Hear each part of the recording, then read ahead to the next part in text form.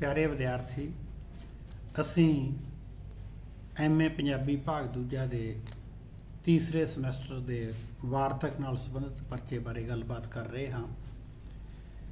ਇਸ ਪੇਪਰ ਵਿੱਚ ਤੁਹਾਨੂੰ ਵਾਰਤਕ ਦੀਆਂ ਵੱਖ-ਵੱਖ ਵੰਨਗੀਆਂ ਤੋਂ ਜਾਣੂ ਕਰਵਾਇਆ ਜਾਏਗਾ। ਇਸ ਵਿੱਚ ਅਸੀਂ ਪ੍ਰਾਤਨ ਅਤੇ ਨਵੀਨ ਵਾਰਤਕ ਦੇ ਰਲਵੇਂ ਮਿਲਵੇਂ ਰੂਪਾਂ ਸੰਬੰਧੀ ਤੁਹਾਨੂੰ ਜਾਣਕਾਰੀ ਦੇਵਾਂਗੇ। ਇਸ ਵਿੱਚ ਇੱਕ ਪੁਸਤਕ ਲਗਾਈ ਗਈ ਹੈ ਜੋ publication bureau Punjabi university Patiala ਵੱਲੋਂ ਸੰਪਾਦਿਤ ਕੀਤੀ ਗਈ ਹੈ। ਉਸ ਪੁਸਤਕ ਦਾ ਨਾਮ ਵਾਰਤਕ ਸਿਧਾਂਤ ਹੈ। ਇਸ ਪੁਸਤਕ ਵਿੱਚ ਤੁਹਾਨੂੰ ਵਾਰਤਕ ਕੀ ਹੈ, ਵਾਰਤਕ ਨੂੰ ਕਿਵੇਂ ਸਮਝਿਆ ਜਾ ਸਕਦਾ ਹੈ, ਇਹਨਾਂ ਪੱਖਾਂ ਬਾਰੇ ਜਾਣਕਾਰੀ ਦਿੱਤੀ ਜਾਵੇਗੀ। ਆੜਾ ਭਾਗ ਦੇ ਵਿੱਚ ਜਿਸ ਤਰੀਕੇ ਨਾਲ ਬਾਕੀ ਸਾਰੇ ਸਿਲੇਬਸ ਦੇ ਵਿੱਚ ਤੁਸੀਂ ਪੜ੍ਹ ਰਹੇ ਹੋ, ਵੱਖ-ਵੱਖ ਵਾਰਤਕਕਾਰਾਂ ਬਾਰੇ ਤੁਹਾਨੂੰ ਦੱਸਣ ਦੀ ਕੋਸ਼ਿਸ਼ ਕੀਤੀ ਜਾਊਗੀ। ਤੁਸੀਂ ਸਾਰੇ ਜਾਣਦੇ ਹੋ ਕਿ ਆਦਿਕਾਲ ਅਤੇ ਮੱਧਕਾਲ ਦੇ ਵਿੱਚ ਵਾਰਤਕ ਨੂੰ ਬਹੁਤੀ ਪ੍ਰਮੁੱਖਤਾ ਨਹੀਂ ਦਿੱਤੀ ਜਾਂਦੀ ਸੀ। ਜਿਹੜੀ ਸਾਡੀ ਮੁੱਢਲੀ ਵਾਰਤਕ ਸਾਨੂੰ ਪ੍ਰਾਪਤ ਹੁੰਦੀ ਹੈ ਤਾਂ ਉਹ ਗੁਰੂ ਕਾਲ ਦੇ ਸਮੇਂ ਦੀ ਹੈ। ਉਹਨਾਂ ਦੇ ਵਿੱਚੋਂ ਪ੍ਰਮੁੱਖ ਹੈ ਜਿਹੜੀ ਵਾਰਤਕ ਦੀ ਵੰਨਗੀ, ਉਸ ਨੂੰ ਅਸੀਂ ਪ੍ਰਾਤਨ ਜਨਮ ਸਾਖੀ ਕਹਿੰਦੇ ਹਾਂ। ਭਾਵੇਂ ਬਹੁਤ ਸਾਰੀ ਜਿਹੜੀ ਵਾਰਤਕ ਤੇ ਖੋਜ ਹੋਈ ਹੈ, ਉਹਦੇ ਵਿੱਚ ਇਕਾਦਸ਼ੀ ਮਹਾਤਮ ਨਾਂ ਦੀ ਪੁਸਤਕ ਨੂੰ ਪ੍ਰਾਤਨ ਵਾਰਤਕ ਗ੍ਰੰਥ ਦੇ ਤੌਰ ਤੇ ਜਾਣਿਆ ਜਾਂਦਾ ਸੀ। ਪਰੰਤੂ ਜੋ ਪ੍ਰਮਾਣਿਕ ਤੌਰ ਤੇ ਪੰਜਾਬੀ ਦੇ ਸਾਹਿਤ ਦੇ ਇਤਿਹਾਸਾਂ ਦੇ ਵਿੱਚ ਵਾਰਤਕ ਸੰਬੰਧੀ ਸਾਨੂੰ ਜਾਣਕਾਰੀ ਦੇਣ ਵਾਲੀ ਪੁਸਤਕ ਪ੍ਰਾਪਤ ਹੁੰਦੀ ਹੈ, ਉਸ ਨੂੰ ਅਸੀਂ ਪ੍ਰਾਤਨ ਜਨਮ ਸਾਖੀ ਦੇ ਤੌਰ ਤੇ ਹੀ ਜਾਣਦੇ ਅਤੇ ਸਮਝਦੇ ਹਾਂ। ਪ੍ਰਾਤਨ ਜਨਮ ਸਾਖੀ ਵਾਰਤਕ ਦੇ ਪੇਪਰ ਵਿੱਚ ਤੁਹਾਡੇ ਸਿਲੇਬਸ ਦਾ ਹਿੱਸਾ ਬਣਾਈ ਗਈ ਹੈ। ਇਸ ਪੁਸਤਕ ਨੂੰ ਭਾਈ ਵੀਰ ਸਿੰਘ ਦੁਆਰਾ ਸੰਪਾਦਿਤ ਕੀਤਾ ਗਿਆ ਹੈ। ਜਿਵੇਂ ਕਿ ਇਸ ਦੇ ਨਾਂ ਤੋਂ ਹੀ ਸਪਸ਼ਟ ਹੈ, ਪ੍ਰਾਤਨ ਜਨਮ ਸਾਖੀ ਪ੍ਰਾਤਨ ਸਮੇਂ ਦੇ ਵਿੱਚ ਜਨਮ ਸੰਬੰਧੀ ਵਿਖਿਆਨ ਕਰਨ ਵਾਲੀ ਰਚਨਾ। ਇਸ ਰਚਨਾ ਦੇ ਵਿੱਚ ਗੁਰੂ ਸਾਹਿਬਾਨ ਦੇ ਜੀਵਨ ਕਾਲ ਬਾਰੇ, ਵੱਖ-ਵੱਖ ਘਟਨਾਵਾਂ ਬਾਰੇ ਅਤੇ ਉਸ ਸਮੇਂ ਦੇ ਹੋਰ ਘਟਨਾਕ੍ਰਮ ਨਾਲ ਸੰਬੰਧਿਤ ਵੇਰਵਿਆਂ ਨੂੰ ਵਿਸਤਾਰ ਪੂਰਵਕ ਇਸ ਵਾਰਤਕ ਰਚਨਾ ਵਿੱਚ ਦਰਜ ਕਰਨ ਦੀ ਕੋਸ਼ਿਸ਼ ਕੀਤੀ ਗਈ ਹੈ। ਇਸ ਦੇ ਵਿੱਚ ਸਾਨੂੰ ਗੁਰੂ ਕਾਲ ਦੇ ਸਮੇਂ ਦੀਆਂ ਬਹੁਤ ਸਾਰੀਆਂ ਉਹਨਾਂ ਘਟਨਾਵਾਂ ਦਾ ਜ਼ਿਕਰ ਮਿਲਦਾ ਹੈ ਜਿਨ੍ਹਾਂ ਬਾਰੇ ਸਾਨੂੰ ਉਸ ਸਮੇਂ ਦੇ ਕਾਵਿ ਸਰੋਤਾਂ ਵਿੱਚ, ਉਸ ਸਮੇਂ ਦੀਆਂ ਗੁਰਮਤਿ ਵੰਨਗੀਆਂ ਵਿੱਚ ਜਾਣਕਾਰੀ ਨਹੀਂ ਪ੍ਰਾਪਤ ਹੁੰਦੀ। ਇਸ ਲਈ ਇਹ ਵਾਰਤਕ ਪੁਸਤਕ ਆਪਣੇ ਆਪ ਦੇ ਵਿੱਚ ਪੰਜਾਬੀ ਵਾਰਤਕ ਨੂੰ ਸਮਝਣ ਵਾਸਤੇ ਬਹੁਤ ਹੀ ਮਹੱਤਵਪੂਰਨ ਰਚਨਾ ਹੈ। ਇਸ ਬਾਰੇ ਬਹੁਤ ਸਾਰੀ ਖੋਜ ਵੀ ਹੋਈ ਹੈ। ਪੰਜਾਬੀ ਯੂਨੀਵਰਸਿਟੀ ਪਟਿਆਲਾ ਦੇ ਵਿੱਚ ਇੱਕ ਖੋਜ ਦਰਪਣ ਨਾਂ ਦਾ ਖੋਜ ਰਸਾਲਾ ਮੈਗਜ਼ੀਨ ਕਹਿ ਲਈਏ, ਉਹ ਨਿਕਲਦਾ ਹੈ। ਉਸ ਦੇ ਵਿੱਚ ਪ੍ਰਾਤਨ ਜਨਮ ਸਾਖੀ ਦੇ ਆਧਾਰ ਤੇ ਇੱਕ ਵਿਸ਼ੇਸ਼ ਅੰਕ ਪ੍ਰਾਤਨ ਪੰਜਾਬੀ ਵਾਰਤਕ ਦਾ ਕੱਢਿਆ ਗਿਆ ਹੈ।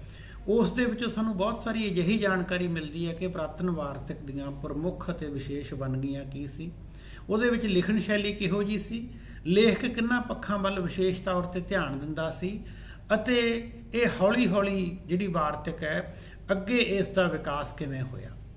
ਇਸ ਦੇ ਨਾਲ ਦੂਸਰੀ ਪੁਸਤਕ ਹੈ ਜਿਹੜੀ ਸੰਪਾਦਿਤ ਕੀਤੀ ਗਈ ਹੈ ਵਾਰਤਕ ਵੰਨਗੀਆਂ ਬਾਰੇ, ਉਹ ਹੈ ਵਾਰਤਕ ਵਿਰਸਾ। ਇਸ ਨੂੰ ਸਤਨਾਮ ਸਿੰਘ ਜੱਸਲ ਅਤੇ ਬੂਟਾ ਸਿੰਘ ਬਰਾੜ ਦੁਆਰਾ ਸੰਪਾਦਿਤ ਕੀਤਾ ਗਿਆ ਹੈ।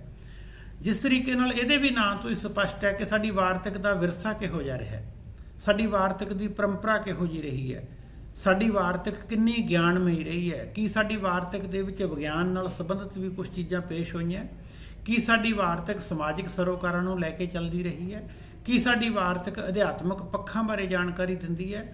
ਇਸ ਕਿਸਮ ਦੇ ਬਹੁਤ ਸਾਰੇ ਪ੍ਰਸ਼ਨ ਹੈ ਜਿਹੜੇ ਕਿਸੇ ਵੀ ਵਿਦਿਆਰਥੀ ਦੇ ਮਨ ਦੇ ਵਿੱਚ ਉੱਠਦੇ ਹੈ। ਇਹ ਪੁਸਤਕ 'ਚ ਸਾਨੂੰ ਉਸ ਸੰਬੰਧੀ ਜਾਣਕਾਰੀ ਜਾਂ ਗਿਆਨ ਪ੍ਰਾਪਤ ਹੁੰਦਾ ਹੈ।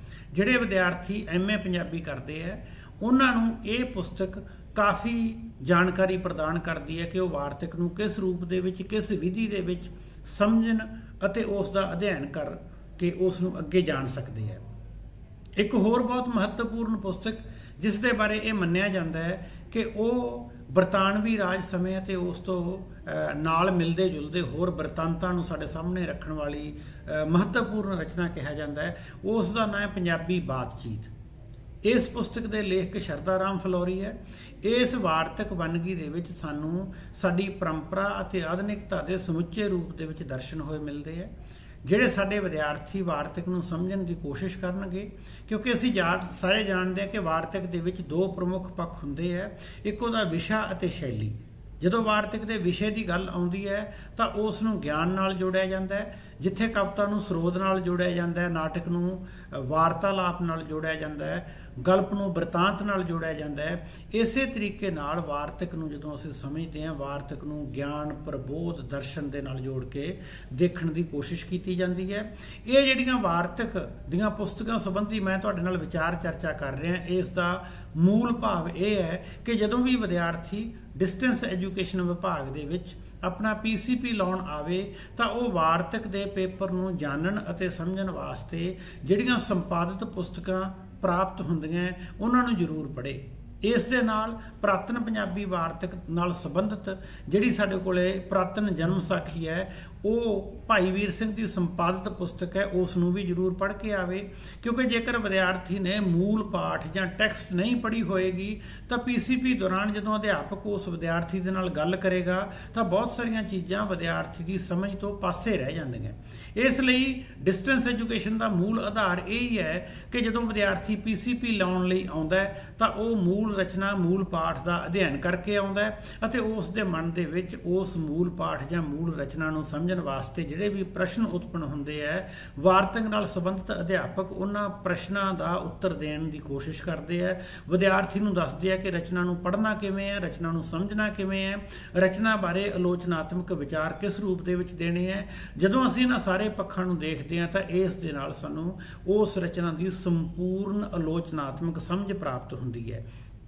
ਇਸੇ ਤਰੀਕੇ ਨਾਲ ਗੁਰਬਖਸ਼ ਸਿੰਘ, ਜਿਨ੍ਹਾਂ ਨੂੰ ਗੁਰਬਖਸ਼ ਸਿੰਘ ਪ੍ਰੀਤਲੜੀ ਦੇ ਨਾਂ ਨਾਲ ਵੀ ਜਾਣਿਆ ਜਾਂਦਾ ਹੈ, ਉਹਨਾਂ ਦੀ ਵਾਰਤਕ ਦੇ ਵਿੱਚ ਕਾਫੀ ਵੱਡੀ ਦੇਣ ਹੈ। ਉਹਨਾਂ ਨੇ ਬਹੁਤ ਸਾਰੀਆਂ ਵਾਰਤਕ ਨਾਲ ਸੰਬੰਧਿਤ ਪੁਸਤਕਾਂ ਲਿਖੀਆਂ। ਸ਼ਾਇਦ ਹੀ ਕੋਈ ਐਸਾ ਵਿਸ਼ਾ ਹੋਵੇ ਜਿਸ ਤੇ ਸਾਨੂੰ ਗੁਰਬਖਸ਼ ਸਿੰਘ ਪ੍ਰੀਤਲੜੀ ਦੀ ਵਾਰਤਕ ਲਿਖੀ ਹੋਈ ਨਾ ਮਿਲਦੀ ਹੋਵੇ, ਭਾਵੇਂ ਉਹ ਵਿਸ਼ੇ ਜੀਵਨ ਨਾਲ ਸੰਬੰਧਿਤ ਹੋਣ, ਭਾਵੇਂ ਉਹ ਗੁਰੂ ਸਾਹਿਬਾਨ ਨਾਲ ਸੰਬੰਧਿਤ ਹੋਣ, ਭਾਵੇਂ ਉਹ ਹੋਰ ਕਿਸੇ ਵੀ ਸਾਹਿਤਕ ਜਾਂ ਵਿਹਾਰਕ ਪੱਖ ਨਾਲ ਸੰਬੰਧਿਤ ਹੋਣ। ਉਹਨਾਂ ਨੇ ਸਾਨੂੰ ਭਰਪੂਰ ਵਾਰਤਕ ਦੇਣ ਦੀ ਕੋਸ਼ਿਸ਼ ਕੀਤੀ ਹੈ।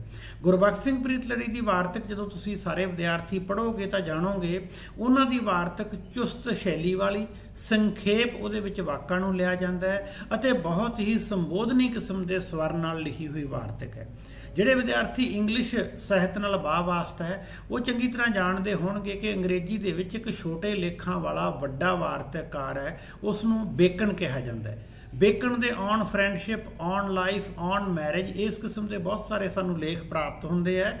ਉਹਨਾਂ ਦੇ ਲੇਖਾਂ ਦੀ ਖੂਬਸੂਰਤੀ ਅਤੇ ਖਾਸੀਅਤ ਇਹ ਹੈ ਕਿ ਉਹ ਇੱਕ ਵਿਸ਼ੇ ਨੂੰ ਲੈ ਕੇ ਬਹੁਤ ਥੋੜ੍ਹੇ ਸ਼ਬਦਾਂ ਵਿੱਚ ਅਤੇ ਬਹੁਤ ਜ਼ਿਆਦਾ ਵਿਸਤਾਰ ਦੇ ਵਿੱਚ ਨਾ ਜਾਂਦੇ ਹੋਏ ਆਪਣੀ ਵਾਰਤਕ ਦੀ ਪਕੜ ਦੇ ਨਾਲ ਉਸ ਨੂੰ ਪੇਸ਼ ਕਰਨ ਦੀ ਕੋਸ਼ਿਸ਼ ਕਰਦੇ ਹੈ। ਇਸੇ ਪ੍ਰਕਾਰ ਹੀ ਜਦੋਂ ਅਸੀਂ ਗੁਰਬਖਸ਼ ਸਿੰਘ ਪ੍ਰੀਤਲੜੀ ਦੀ ਗੱਲ ਕਰਦੇ ਹਾਂ ਤਾਂ ਪੰਜਾਬੀ ਵਾਰਤਕ ਦੇ ਵਿੱਚ ਉਹਨਾਂ ਦਾ ਵਿਸ਼ੇਸ਼ ਸਥਾਨ ਇਸੇ ਕਰਕੇ ਹੈ ਕਿ ਭਾਵੇਂ ਉਹਨਾਂ ਨੇ ਜ਼ਿੰਦਗੀ ਦੀ ਡਾਟ, ਜ਼ਿੰਦਗੀ ਦੀ ਰਾਸ, ਪਰਮ ਮਨੁੱਖ ਜਾਂ ਇਸ ਕਿਸਮ ਦੀਆਂ ਹੋਰ ਬਹੁਤ ਸਾਰੀਆਂ ਪੁਸਤਕਾਂ ਦੀ ਗੱਲ ਕੀਤੀ ਹੋਵੇ, ਸਾਰੀਆਂ ਪੁਸਤਕਾਂ ਦੀ ਜਦੋਂ ਅਸੀਂ ਵਾਰਤਕ ਨੂੰ ਪੜ੍ਹਦੇ ਹਾਂ ਤਾਂ ਉਹਦੇ ਵਿੱਚੋਂ ਸਾਨੂੰ ਉਹਨਾਂ ਦੀ ਚੁਸਤ ਜਿਹੜੀ ਸ਼ੈਲੀ ਹੈ, ਉਹਨਾਂ ਦੇ ਵਧੀਆ ਕਿਸਮ ਨਾਲ ਵਾਕ ਪ੍ਰਬੰਧ, ਸ਼ਬਦ ਚੋਣ, ਸ਼ਬਦ ਜੜਤ ਅਤੇ ਸ਼ਬਦਾਂ ਦੇ ਵਿੱਚੋਂ ਉਹਨਾਂ ਦੇ ਬਿੰਬ ਅਤੇ ਪ੍ਰਤੀਕ ਨੂੰ ਉਸਾਰਨ ਦੀ ਕਲਾ ਜਿਹੜੀ, ਉਹ ਗੁਰਬਖਸ਼ ਸਿੰਘ ਪ੍ਰੀਤਲੜੀ ਦੀ ਵਾਰਤਕ ਨੂੰ ਸੰਘਣਾ ਕਰਦੀ ਹੈ। ਮੇਰਾ ਇਹ ਦੱਸਣ ਤੋਂ ਭਾਵ ਇਹ ਹੈ ਕਿ ਜਦੋਂ ਵਿਦਿਆਰਥੀ PCP ਲਾਉਣ ਲਈ ਸਾਡੇ ਕੋਲੇ ਆਉਣ ਤਾਂ ਉਹਨਾਂ ਨੇ ਸਾਵੀਂ ਪੱਧਰੀ ਜ਼ਿੰਦਗੀ ਗੁਰਬਖਸ਼ ਸਿੰਘ ਦੀ ਜਿਹੜੀ ਵਾਰਤਕ ਪੁਸਤਕ ਹੈ ਉਹ ਜ਼ਰੂਰ ਪੜ੍ਹੀ ਹੋਵੇ।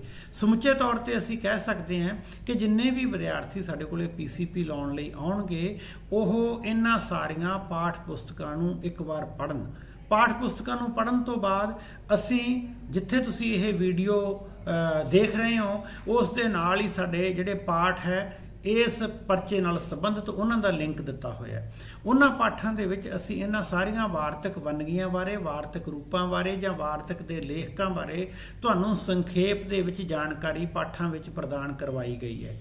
ਜਦੋਂ ਵਿਦਿਆਰਥੀ ਇਹਨਾਂ ਰਚਨਾਵਾਂ ਨੂੰ ਪੜ੍ਹਨ ਤੋਂ ਬਾਅਦ ਇਹਨਾਂ ਰਚਨਾਵਾਂ ਬਾਰੇ ਆਲੋਚਨਾਤਮਕ ਟਿੱਪਣੀਆਂ, ਇਹਨਾਂ ਦਾ ਸਾਹਿਤਕ ਅਧਿਐਨ, ਇਹਨਾਂ ਦਾ ਵਿਸ਼ੇ ਪੱਖੋਂ ਅਧਿਐਨ, ਇਹਨਾਂ ਵਾਰਤਕਕਾਰਾਂ ਦੀ ਪੰਜਾਬੀ ਵਾਰਤਕ ਨੂੰ ਦੇਣ, ਇਹਨਾਂ ਵਾਰਤਕਕਾਰਾਂ ਦਾ ਪੰਜਾਬੀ ਵਾਰਤਕ ਵਿੱਚ ਕੀ ਸਥਾਨ ਹੈ, ਇਹਨਾਂ ਸਾਰੀਆਂ ਚੀਜ਼ਾਂ ਨੂੰ ਦੇਖਣ, ਜਾਣਨ ਅਤੇ ਸਮਝਣ ਦੀ ਕੋਸ਼ਿਸ਼ ਕਰੂਗਾ ਤਾਂ ਉਸ ਨਾਲ ਵਿਦਿਆਰਥੀ ਦੇ ਮਨ ਦੇ ਵਿੱਚ ਬਹੁਤ ਸਾਰੇ ਪ੍ਰਸ਼ਨ ਪੈਦਾ ਹੁੰਦੇ ਆ। ਉਹਨਾਂ ਪ੍ਰਸ਼ਨਾਂ ਦਾ ਉੱਤਰ ਲੱਭਣ ਵਾਸਤੇ ਸਾਨੂੰ ਜਿਹੜੀ ਸਾਡੇ ਅਧਿਆਪਕਾਂ ਕੋਲ PCP ਲਗਾਉਣ ਲਈ ਆਉਣਾ ਪੈਂਦਾ ਹੈ ਤੇ ਜਿਹੜਾ ਉਹ PCP PCP ਅਸੀਂ ਲਗਾਉਣ ਲਈ ਇੱਥੇ ਆਉਣੇ ਆ। ਉਸ ਦੇ ਵਿੱਚ ਅਸੀਂ ਵਿਦਿਆਰਥੀਆਂ ਦੇ ਮਨ ਵਿੱਚ ਉੱਠੇ ਹੋਏ ਸਵਾਲਾਂ ਦਾ ਉੱਤਰ ਦਿੰਦੇ ਆ। ਮੈਨੂੰ ਪੂਰਨ ਉਮੀਦ ਹੈ ਕਿ ਜਦੋਂ ਵਿਦਿਆਰਥੀ ਇਹਨਾਂ ਪੁਸਤਕਾਂ ਨੂੰ ਪੜ੍ਹ ਕੇ ਡਿਸਟੈਂਸ ਐਜੂਕੇਸ਼ਨ ਦੁਆਰਾ ਭੇਜੇ ਹੋਏ ਲੈਸਨ ਹੈ ਜਿਹੜੇ ਉਹਨਾਂ ਨੂੰ ਪੜ੍ਹ ਕੇ PCP ਲਾਉਣ ਆਉਣਗੇ ਤਾਂ ਵਿਦਿਆਰਥੀਆਂ ਦੇ ਮਨ ਦੇ ਵਿੱਚ ਵਾਰਤਕ ਨੂੰ ਸਮਝਣ ਬਾਰੇ, ਵਾਰਤਕ ਦੀਆਂ ਬਰੀਕੀਆਂ ਨੂੰ ਜਾਣਨ ਬਾਰੇ ਜਿਹੜੇ ਉੱਠੇ ਹੋਏ ਸਵਾਲ ਹੈ ਉਹਨਾਂ ਦੀ ਜਿਗਿਆਸਾ ਜ਼ਰੂਰ ਸ਼ਾਂਤ ਹੋਏਗੀ ਤੇ ਅਸੀਂ ਵਿਦਿਆਰਥੀਆਂ ਨੂੰ ਡਿਸਟੈਂਸ ਐਜੂਕੇਸ਼ਨ ਵਿਭਾਗ ਵਿੱਚ ਵਾਰਤਕ ਦੇ ਪੇਪਰ ਨੂੰ ਸਮਝਾਉਣ ਵਾਸਤੇ ਹੋਣ ਵਾਲੀ ਚਰਚਾ ਵਿੱਚ ਸ਼ਾਮਲ ਹੋਣ ਤੇ ਸੱਦਾ ਦਿੰਦੇ ਆ। ਜੀ ਆਇਆਂ ਆਖਦੇ ਆ। ਧੰਨਵਾਦ।